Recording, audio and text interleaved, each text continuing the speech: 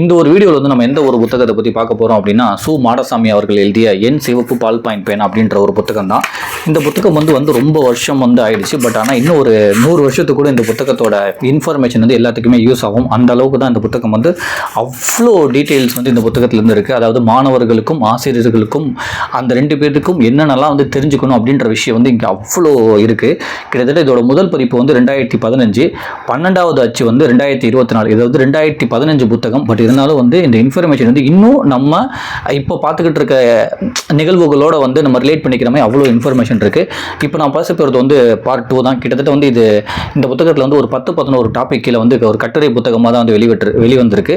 So முதல் பார்ட்டே வந்து நான் வந்து வீடியோவை அப்லோட் பண்ணிட்டேன். இது வந்து 2வது சாப்டர். முதல் சாப்டர் பற்றி என் சிவப்பு பால் பாயிண்ட் பேனா அப்படின்ற ஒரு இதில் வந்து என்னென்ன விஷயம் இருந்துச்சு சொல்லி அதை நம்ம அப்லோட் பண்ணியிருப்போம். அதை பற்றி ஒரு சின்னதாக சொல்லணும் அப்படின்னா வந்து ஒரு ஆசிரியர், அதாவது மாடசாமி, இந்த புத்தகத்தை எழுதின ஆசிரியர் மாடசாமி அவர்கள் வந்து எப்படி வந்து கல்லூரிக்கு வந்து ஃபர்ஸ்ட் அந்த என்ட்ரு ஆனாங்க, அங்கே அவங்களுக்கு நடந்த சூழ்நிலைகள் வந்து இப்படி இருந்துச்சு, அவருக்கு வந்து சிவப்பு பால் பாயிண்ட் பேனா அப்படின்ற ஒரு அதிகாரம் கிடைக்குது. அந்த அதிகாரத்தை வச்சு அவர் என்னென்னலாம் வந்து பசங்களோட பேப்பரை வந்து திருத்தினார், அதுக்கு என்னென்னலாம் வந்து விளைவுகள் வந்து அவர் பார்த்தாரு. அதுக்கப்புறம் அந்த அதிகாரத்தை வந்து கொஞ்சம் குறைச்சிக்கிட்டு அந்த சிவப்பு பால் பாயிண்ட் பேனா வந்து எந்த மாதிரி ஒரு மாற்றி அந்த அதிகாரத்தை யூஸ் பண்ணாங்க, அதனால என்ன மாதிரி ஒரு நல்ல விஷயங்கள்லாம் வந்து அவர் சுற்றி மாறிச்சு, மாணவர்கள்ட்ட இருந்து என்னென்ன மாற்றங்கள் வந்துச்சுன்னு சொல்லி அவ்வளோ அழகாக வந்து முதல் சாப்டர்ல வந்து சொல்லியிருப்பாங்க. ரொம்ப சின்னதாக வந்து சொல்லணும் அப்படின்னா வந்து அவர் அதுக்கு முன்னாடி எப்படி திருத்துவார் அப்படின்னா வந்து அந்த சிவப்பு பால் பாயிண்ட் பேனா வந்தவொடனே வந்து எப்படி திருத்துவார்னா, பசங்களாம் வந்து தப்பாக எழுதிப்பாங்களே. இப்போ நம்மளாம் ஸ்கூலில் வந்து நிறையா மிஸ்டேக்ஸ் பண்ணுவோம்ல, அப்போ வந்து அவரோட சிவப்பு பால் பாயிண்ட் பேனில் வந்து நம்ம வந்து ப்ளூ கலர் எழுதிருப்போம். ஸோ ஆசிரியர்கள் வந்து சிவப்பு வச்சிருப்பாங்க, பச்சை வச்சிருப்பாங்க, அது அவங்களோட அஃபிஷியல்ஸ் பொறுத்தது. ஸோ அப்போ வந்து என்ன எழுதுவார் அப்படின்னா வந்து அந்த பேப்பர் திருத்தும் போது மாடசாமி அவர்கள் வந்து பொருத்தமற்ற விடை, இது குழப்பம், தெளிவில்லை, வெட்டிக்கதை, பிழைகள் ஏராளம் அப்படின்னு சொல்லிட்டு யோசிச்சு இவ்வளோ இதை வந்து அந்த எழுதி வைப்பாராம். இப்படி எழுதி வச்சு பசங்களுக்கு வந்து பேப்பர் டிஸ்ட்ரிபியூட் பண்ணுறப்ப அவனுங்க பேப்பர் வந்து வேறு யார்ட்டையும் காட்டவே மாட்டாங்க, அப்படியே ஒழிச்சு வச்சுட்டு கிரவுண்டில் வந்து கிழிச்சு போட்டிருப்பாங்களாம். ஸோ அந்த மாதிரிலாம் நடந்திருக்கு. அது மாதிரி என்னையுமே வந்து நக்கல் பண்ணி நிறைய துண்டு சீட்லாம் வந்து எழுதி போடுவாங்க. மாடசாமி அப்படின்றத வந்து மடசாமிலாம் எழுதி போடுவாங்க. பட் அதெல்லாம் வந்து நம்ம சில விஷயத்தில் வந்து மூவ் ஆன் பண்ணிக்கணும், அதிலே போட்டு ரொம்ப பர்சனலாக எடுத்துக்கூடாது. அதையுமே நான் வந்து ஆரம்ப காலகட்டத்தில் வந்து கற்றுக்கிட்டேன். அதுக்கப்புறம் அதே ரெட் பாயிண்ட் பேனில் வந்து நான் என்னென்னலாம் எழுதுனேன் அப்படின்றதையும் சொல்லியிருக்காங்க. அதாவது அதுக்கு முன்னாடி எப்படி எழுதுவார்னா பொருத்தமற்ற விடை, குழப்பம், தெளிவில்லை, வெட்டிக்கதை, பிழைகள் ஏராளம் இப்படின்னு சொல்லி நான் வந்து எழுத ஆரம்பித்தேன். பட் அதுக்கப்புறம் வந்து அந்த ஒரு ரெட் பாயிண்ட் பால் பேனாவோட அந்த அதிகாரத்தை வந்து குறைச்சிக்கிட்டு எங்கெல்லாம் வந்து அந்த இக்கு, இப்பு, இதெல்லாம் வந்து இல்லையோ அங்கெல்லாம் வந்து நானே வந்து அலங்கரிக்க ஆரம்பித்தேன். அதாவது விடைத்தாளில் வந்து பசங்க எழுதியிருக்க அந்த ப்ளூ பென் பக்கத்தில் வந்து நானே இதெல்லாம் வந்து அலங்கரிக்க ஆரம்பித்தேன். அதுக்கப்புறம் நிறைய என்னோட அந்த மிஸ்டேக்ஸ் வந்து எப்படி கரெக்ட் பண்ணுறது அப்படின்றத அந்த ஒரு பாணியவே நான் வந்து மாற்றிக்கிட்டேன். அதுக்கப்புறம் நான் எப்படி எழுதுனேன்னா, இது வந்து நுட்பமான கருத்து, அருமை, பிரமாதம், கச்சிதமான கட்டுரை, இனிய கற்பனை, தெளிந்த நடை அப்படின்னு சொல்லிட்டு இந்த மாதிரி நிறைய வார்த்தைகள் வந்து நான் வந்து மாற்றி எழுத ஆரம்பித்தேன். அப்படி மாற்றி எழுத ஆரம்பித்தோடனே நான் வந்து பேப்பர் கொடுக்கும்போது அந்த விடைத்தாள் வந்து ரொம்ப மரியாதையாக மொதல் பெஞ்சிலேருந்து லாஸ்ட் பெஞ்ச் வரை எல்லாத்தையும் மாற்றி போயிட்டு வந்துருந்துச்சு.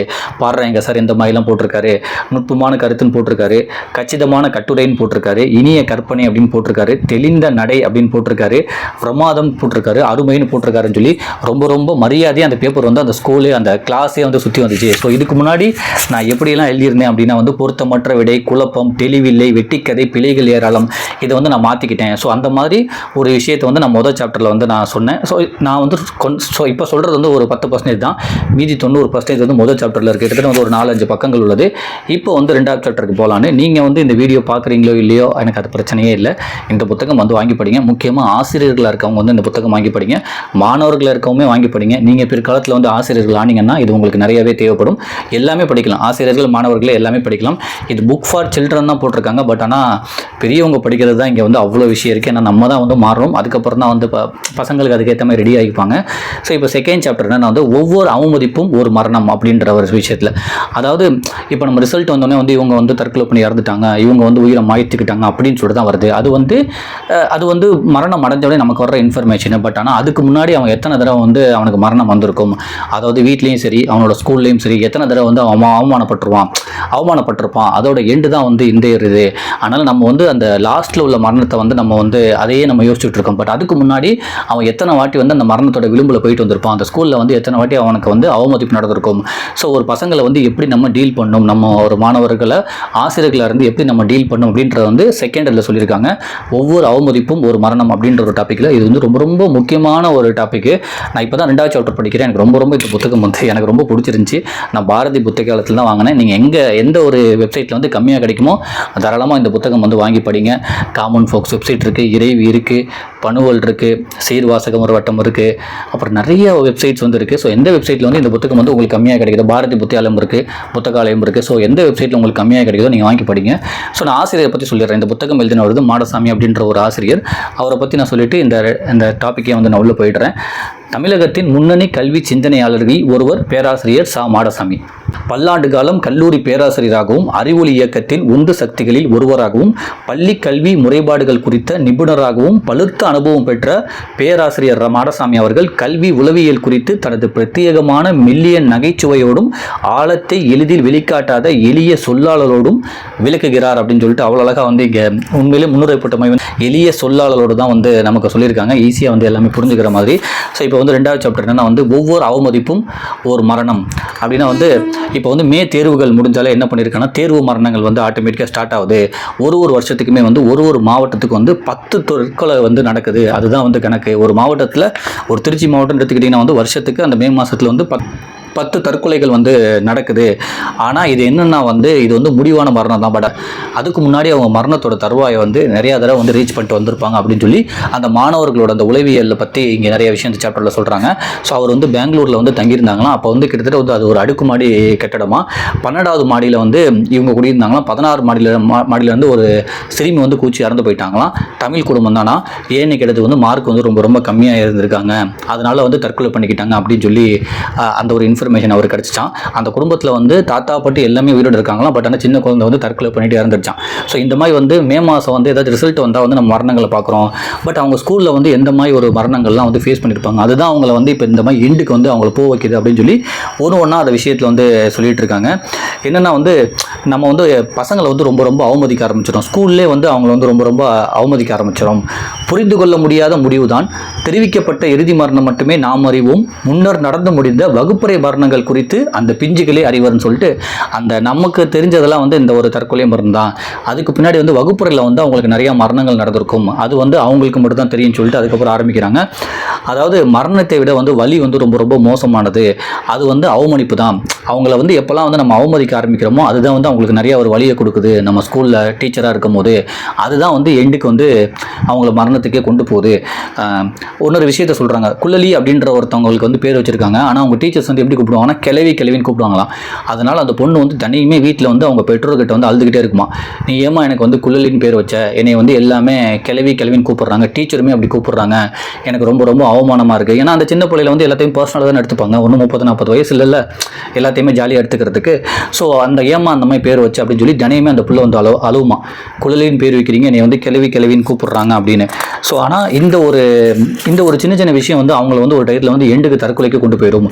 ஒரு டயத்துக்கு மேலே இது வந்து ஒரு கட்டத்தை தாண்டிச்சுன்னா இந்த மாதிரி அவமானத்தை தாங்க முடியாமல் அந்த மாதிரி தற்கொலைகளும் நடக்கும். அதனால் வந்து நீங்கள் ஸ்கூலில் வந்து பார்த்து இதெல்லாம் வந்து கவனமாக கையாளணும் அப்படின்னு சொல்லி ஆசிரியர்களையும் சொல்கிறாங்க, அதே நேரத்தில் வந்து மாணவர்களையும் சொல்கிறாங்க.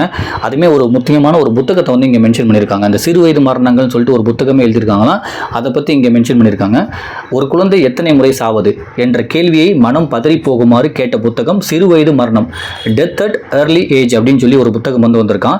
ஒரு குழந்தை வந்து எத்தனை முறை தான் சாவுறது அப்படின்னு சொல்லி அதை பற்றி நிறைய கேள்வி கேட்ட ஒரு புத்தகம் வந்து சிறு வயது மரணம் அப்படின்ற ஒரு புத்தகமா. அது வந்து ஆங்கில புத்தகம், death at an early age அப்படின்ற ஒரு புத்தகம். ஸோ அதை எழுதியிருக்கவர் வந்து ஜோனதன் கோசல் அப்படின்றவர் வந்து எழுதியிருக்காராம். கிட்டத்தட்ட வந்து 1950 வந்து நிலவரி, கிட்டத்தட்ட வந்து 1950 வந்து நிறவரி வந்து ரொம்ப ரொம்ப தலைவரிச்சு ஆடி இருக்கு. ஸோ அந்த டயத்தில் உங்களுக்கு தெரியும் அமெரிக்காவில் இப்போவுமே அது சில இடத்துல இருக்குன்னு சொல்லுவாங்க.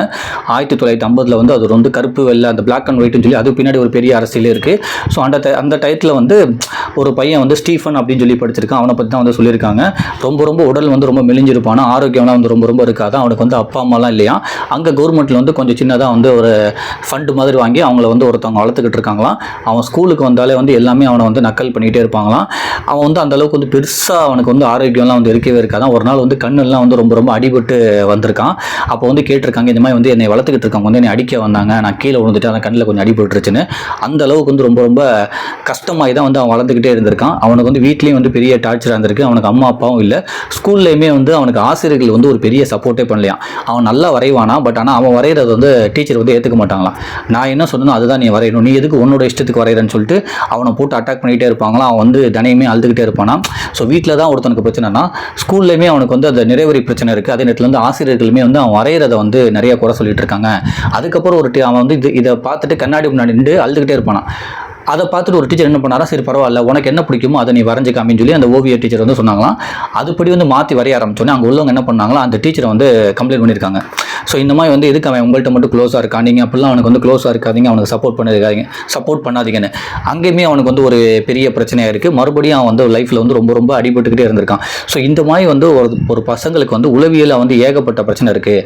இப்போ நம்ம வந்து தற்கொலையை தான் பார்க்குறோம். மே மாதம் வந்து ரிசல்ட் வந்து ஃபெயில் ஆகிட்டுனா வந்து தற்கொலை பண்ணுறாங்க. அதுவே பண்ணக்கூடாது. ஆனால் அதுக்கு முன்னாடி வகுப்பறையிலே வந்து அவங்களுக்கு எவ்வளோ மரணங்கள் வந்து ஏற்பட்டிருக்கும்.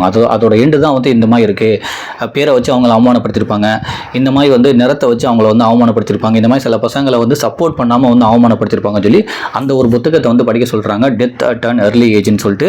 ஸோ வகுப்பறையில் வந்து ஒரு ஸ்டூடெண்ட்டை வந்து எந்த அளவுக்கு நம்ம சப்போர்ட் பண்ணணும், எந்த அளவுக்கு வந்து அவங்களுக்கு வந்து ரொம்ப ரொம்ப சப்போர்ட்டாக இருக்கணும் எல்லாத்துக்கு முன்னாடின்றதை வந்து ரொம்ப ரொம்ப முக்கியமாக இந்த ஒரு டாப்பிக்கில் வந்து சொல்லியிருக்காங்க.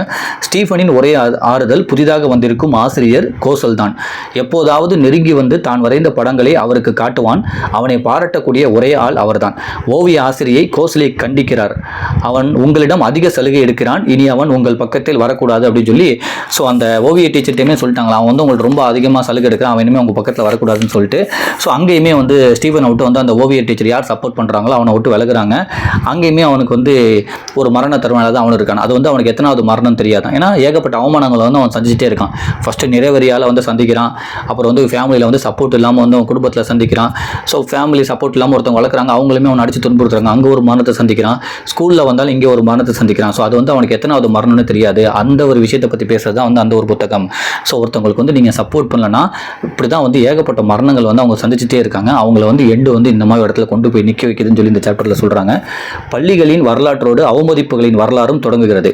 கோவணம் கட்டாமல் பள்ளிக்கு வரும் ஏழை சிறுவர்களை அவர்களின் துண்டையும் முறிந்து நிர்வாணமாக வீதியில் விரட்டி தண்டித்த 19ஆம் நூற்றாண்டு காட்சிகள் இன்னும் நமக்கு மறக்கவில்லை.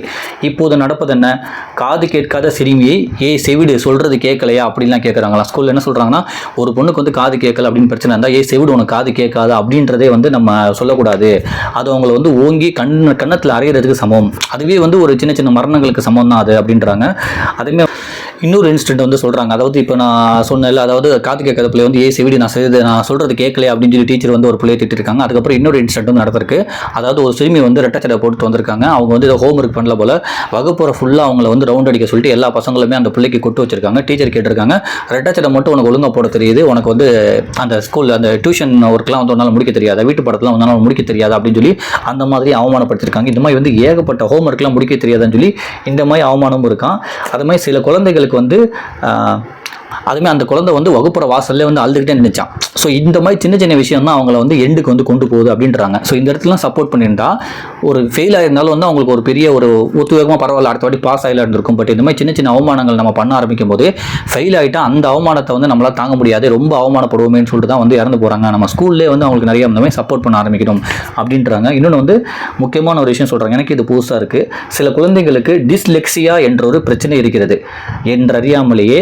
ஸோ இந்த டிஸ்லெக்சியா அப்படின்ற ஒரு பிரச்சனை வந்து சில குழந்தைகள் இருக்குமா, அதை பற்றி தெரியாமையே வந்து அவங்க வந்து எழுத்துக்களை வந்து எப்பவுமே வந்து பிறழ்ந்து தான் எழுதுவாங்க. அது அக்யூரேட்டாக அவங்களால எழுத முடியாதான். அது வந்து சில குழந்தைகளுக்கு வந்து அந்த டிஸ்லெக்சியா அப்படின்ற ஒரு ப்ராப்ளம் வந்து இருக்குமா. அதை பற்றி ஆசிரியர்களுக்கு வந்து தெரியாமையே வந்து இது ஏன்டா இப்படி எழுதுற, ஏன் வவ்வாலுமா எழுதுற, உனக்கு சரியாக எழுத தெரியாதான்னு சொல்லி திட்டுறாங்க. ஸோ இதெல்லாம் வந்து ஆசிரியர்களுக்கு வந்து தெரிஞ்சு வச்சுக்கணும். ஏன்னா அவனுக்கு வந்து அந்த பிரச்சனை இருக்குது. அந்த பிரச்சனையை பற்றி ஆசிரியர்கள்லாம் வந்து தெரிஞ்சாதான் அவனை வந்து எந்த விதத்தில் சப்போர்ட் பண்ண முடியும். இந்த மாதிரி நீங்கள் வந்து அவனை வந்து என்னடா வவ்வாலுமா எழுதுறேன்னு சொல்லி சின்ன சின்ன வார்த்தை தான் அவனை வந்து ஒரு பெரிய அவமதிப்புக்கு வந்து கொண்டு போகுது அப்படின்றாங்க. நாம் சமீபத்தில் படித்ததும் கேட்டதும் அறிந்ததுமான அவமதிப்பின் இது சில துளிகள் தான் சொல்லிட்டு இந்த ஒரு 3 விஷயத்தை வந்து சின்ன சின்ன துளிகள் தான், பட் இன்னும் நிறைய இருக்குது அப்படின்றாங்க. 2 ஆண்டுகளுக்கு முன் ஒரு மழலையர் பள்ளி ஆண்டு விழாவுக்கு சென்றிருந்தேன் அப்படின்னு சொல்லிட்டு இன்னொரு இன்சிடென்ட்டை சொல்கிறாரு. அவர் ஒரு ஆண்டு விழாவுக்கு சென்றிருக்காரு. ஆடல் பாடல் நிகழ்ச்சி வந்து நடந்திருக்கு. ஒரு 10 பேர் ஆடிட்டு இருந்திருக்காங்க. ஒருத்தவங்க மட்டும் என்ன பண்ணியிருக்காங்கன்னா வந்து அந்த 10 பேரோட கொஞ்சம் வித்தியாசமாக ஆடிட்டு இருந்திருக்காங்க. அந்த கரெக்டாக அந்த கோப்பை பண்ண முடியல. டீச்சர் என்ன பண்ணியிருக்காங்கன்னா டக்குன்னு அவனை வந்து வெளில வர சொல்லிட்டாங்களாம். நீ வா வெளில வா, கரெக்டாக ஆடிட்டு இருக்காங்க, நீ எல்லாத்தையுமே கிளச்சி விட்றேன்னு சொல்லி அவனை வெளில வர சொல்லிட்டாங்களாம். அந்த அந்த பையனுக்கு வந்து முகமே மாறிடுச்சு. அவன் தனியாக வந்து ரெண்டு அழுதுகிட்டு இருந்தானா. அப்புறம் இவர் என்ன பண்ணியிருக்காரு, போய் அவனை சமாதானப்படுத்தி அவன் கூட வந்து ரொம்ப நேரம் உட்காந்து பேசி அந்த விஷயத்துலேருந்து அவனை வெளில கொண்டு வந்திருக்காரு. ஸோ இது மட்டும் அப்போ நடக்கலை அப்படின்னா வந்து அவன் இதுவே வந்து ஒரு அவமதிப்பாக இது பண்ணி அதுக்கப்புறம் வந்து அவன் டான்ஸ்லேயே வந்து கலந்துக்கவே மாட்டான். ஸோ இந்த மாதிரி பண்ணிட்டு கூடாது. வேறு ஏதாச்சும் ஒன்று சப்போர்ட்டிவாக கூட அவனை பண்ணியிருக்கலாம். நடந்து முடிஞ்சவனே கூட நீ இந்த மாதிரி பண்ணியிருக்கலாம்னு சொல்லியிருக்கலாம். இல்லைனா இதுக்கு முன்னாடி ப்ராக்டிஸ் செஷனில் கூட நிறைய விஷயம் அவனை பண்ணியிருக்கலாம். இல்லைனா அவன் கொஞ்சம் ஸ்டேஜ் ஃபியர் அவனுக்கு இருந்திருக்கலாம். இதெல்லாம் வந்து ஏகப்பட்ட விஷயம் வந்து இருக்குது. பட் டக்குன்னு வந்து ஒரு மேடையில் வந்து அவனை தூக்கிட்டு வெளியில் நிற்க வைக்கிறது வந்து ஒரு அவமானமாக இருக்குது. அந்த மாதிரி நான் பார்த்தேன். அப்புறம் அந்த பையன்கிட்ட உட்காந்து நான் நிறைய விஷயங்களை பேசி அவங்கள வந்து ஒரு நார்மல் மூடு கொண்டு வந்தேன். ஸோ இந்த மாதிரி ஸ்கூலில் வந்து சின்ன சின்ன விஷயம் வந்து நடக்கிறது தான் வந்து அவனை வந்து பெரிய ஒரு மரணத்துக்கு வந்து கொண்டு போய் நிறுத்துது. இதெல்லாம் வந்து அவனை நம்ம கரெக்டாக கொண்டு வந்துட்டாலே பெருசாக அவனுக்கு ஒன்று நடக்கும் போது அவன் அதுலேருந்து வெளில வந்துடுவான். பட் இந்த மாதிரி சின்ன சின்ன விஷயத்தில் வந்து அவன் அடிபட ஆரம்பிச்சானா பெருசாக வந்து ஃபெயில் ஆகிட்டான் அப்படின்னா வந்து நம்ம இதுக்கே அவமானப்படுத்துகிறாங்களே, அது வந்து பெரிய அவமானமாக இருக்குன்னு சொல்லி அதனால தான் வந்து அவன் உயிரை மாச்சிக்கிறான். ஸோ இதெல்லாம் கரெக்ட் ஆகிட்டாலே அதுவுமே கரெக்ட் ஆயிரும்ன்றதான் வந்து இந்த ஒரு இதில் சொல்லிட்டு வராங்க. கூப்பாடு போட்டு வரும் மரணங்கள்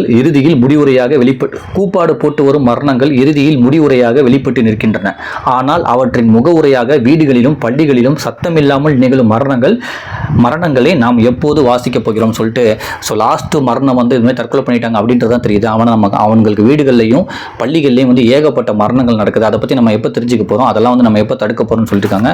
ஸோ இதுதான் இந்த புத்தகம் வந்து பேசுது. நிறைய முக்கியமான இன்ஃபர்மேஷன் பேசுது. இது ஒரு ஆசிரியர், புதுசாக ஒரு ஆசிரியர் வந்து எக்ஸ்பீரியன்ஸே இல்லாத ஒரு ஆசிரியர் படித்தார்னா அவருக்கு அவ்வளோ இன்ஃபர்மேஷன் தெரியும். எக்ஸ்பீரியன்ஸான ஆசிரியர் படித்தாங்கனாலும் அவங்களுக்கும் நிறையா இன்ஃபர்மேஷன் தெரியும். ஒரு ஸ்கூலில் எப்படி பசங்களை ஹேண்டில் பண்ணுறதுன்னு கற்றுப்பாங்க. வீட்டில் உள்ளவங்களும் படித்தாலுமே வந்து அந்த வீட்டு மரணங்கள், சின்ன சின்ன மரணங்கள்லாம் வந்து ஈஸியாக வந்து தடுக்க முடியும். ஸோ அந்தளவுக்கு வந்து ரொம்ப ரொம்ப முக்கியமான புத்தகம். நீங்களுமே வாங்கி படிங்க. ஒரு 100 ரூபா அந்த புத்தகம் தான். ஸோ இதுதான் இந்த சாப்டரில் வந்து பார்க்க வந்தது. 3வது வந்து பங்கஜம் சொன்ன கதை அப்படின்னு சொல்லிட்டு நம்ம அடுத்த ஒரு 3வது சாப்டரில் பார்ப்போம். நீங்கள் வாய்ப்பு இருந்தால் அந்த புத்தகம் வந்து எந்த வெப்சைட்டில் கம்மியாக கிடைக்குதோ வாங்கி படிங்க. ரொம்ப ரொம்ப முக்கியமான ஒரு புத்தகம். நன்றி.